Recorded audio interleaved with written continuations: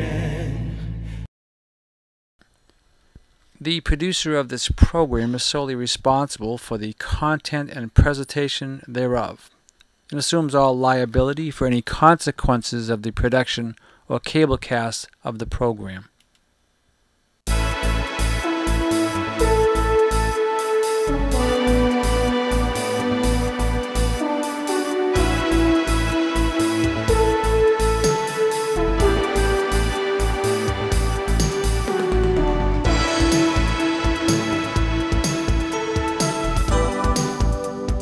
I'm Jim Rizoli.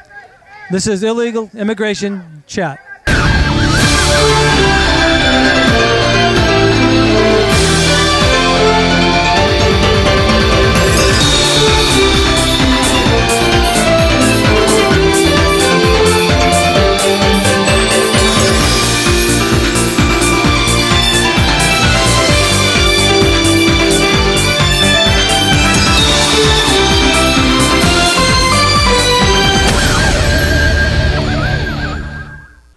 On May 29th, from Denver, Colorado, 5 modern-day Paul Reveres began a 14,000-mile motorcycle ride to 48 state capitals to warn Americans of the unarmed invasion from Mexico.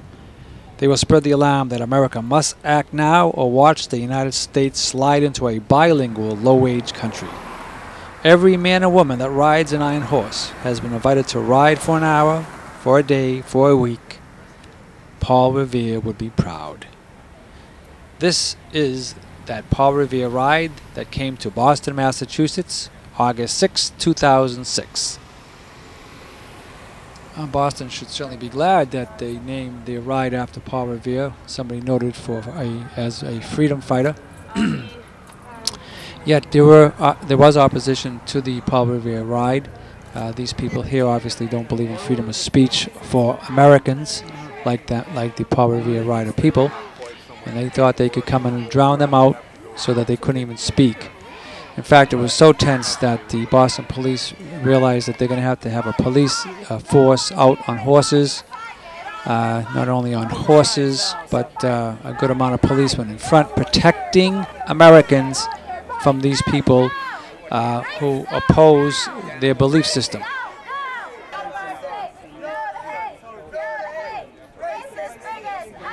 This is Jim Rizoli. Today I'm at the Boston Common. We're actually involved with this Stop Illegal Immigration rally, which has been actually very productive on our end. We have a good amount of supporters, the most we've had so far that have come down here. And of course, on the other end, we have the most people that have opposed us on the other side too.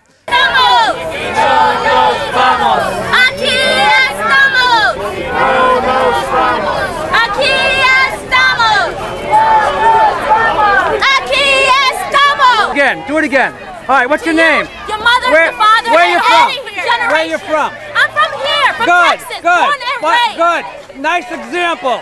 So they're kind of a little more vocal than us. They're trying to drown us out, and they're doing a pretty good job at it, but this is the way they operate anyway.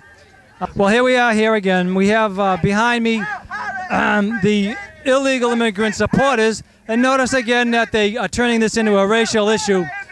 And it's amazing. You can see how wacky they are. So there they are. Here they are.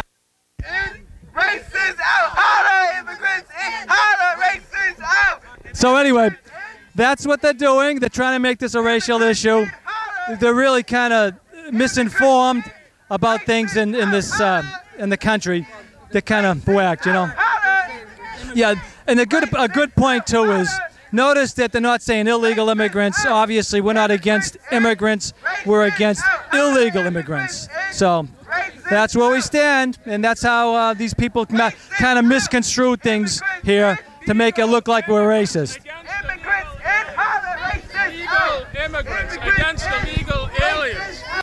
This individual behind me here that we're zooming in on, he's the fellow that's running this whole thing, and I asked him to be on to be interviewed, and he declined to be interviewed. So what does that kind of show you? See, these people here like to accuse people of being racist. When I open my hand to say, hey, we'd like to hear your side of the issue, he doesn't want to talk. So again, these people aren't being honest about things. They're, again, showing one side co-op side of this all, typical with the illegal immigrant people. They don't get what's going on. What are you going to do? But we tried. I tried to interview a couple other people here too, and they wouldn't respond. So there you go. The Paul Revere riders decided to leave Boston, but not until they were basically run out of Boston. You know, you don't mind, but these people on the Paul Revere ride are really decent people. They didn't swear at anybody. They didn't give anybody the finger. They were respectful. And yet you got the opposition over here, just a bunch of lunatics, out of control lunatics who think that if you don't agree with them on something, they're going to just pound it into you. Calling these nice people, family people, respectful people, racist, bigots, and everything you could possibly say to them. It just shows you that this is the America that we're going to be having in a few more years with these lunatics, this girl with the hair, with the glasses. These are the people that you're going to be seeing take over this country. Absolute mental people. I was ashamed, and Boston should be ashamed at these people, that they are even here to protest against Americans who are trying to stand up for rule of law. It's disgusting that these people are even here, living in this country, treating people like this, giving the finger. Incredible. Well, we thought it was over, but I guess it wasn't. This young woman, or whoever she is, this nutso case up here on the left, decides to attack us. After all, we're videotaping. Let's attack them. This little maniac, whoever she was, couldn't be seen on camera, though, but didn't want to be seen on camera, huh? But here she is, holding a sign up 2 inches away from me. And now, what happens? We have to be escorted out of Boston. Well, these lunatics are chasing us down the street. And what? Because we were videotaping? What, we don't have a constitutional right to videotape? Oh, no. Now these people in the background are yelling racist and bigots and screaming. And here we are. We have to be let out of Boston by Boston police. Of course, now they all started to circle us and outnumbered us. We're the only 2 that were left in Boston, and now we certainly needed help. How are we going to get to our cars with these nutso cases, these commies trying to get to us? So the police realized that we had a problem, and they were going to help us get out of Boston. So what they decided to do was call for some backup. And even though these little maniacs are still screaming and yelling, the police call for backup. He's calling now the horse patrol. And 2 Americans who've lived in the country for 50 years now are going to be escorted by the Boston police out of Boston to safely go to our car, because these lunatics, these people who are wanting amnesty and rights for illegal aliens and everything else you can possibly give them, these people wouldn't leave us alone. And we were in fear that we didn't know what these people were going to do, vastly outnumbered by a bunch of lunatics, mental, stupid, ridiculous lunatics. And now we need to get out of Boston. So what's going to happen now, the police officer is getting on the phone.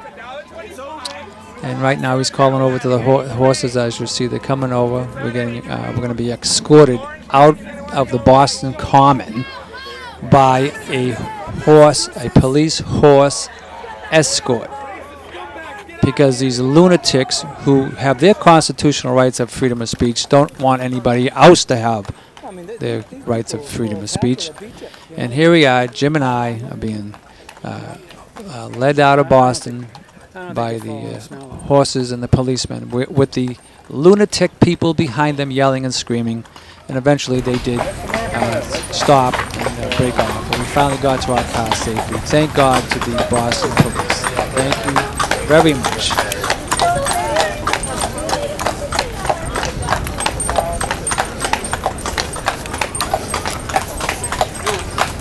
This is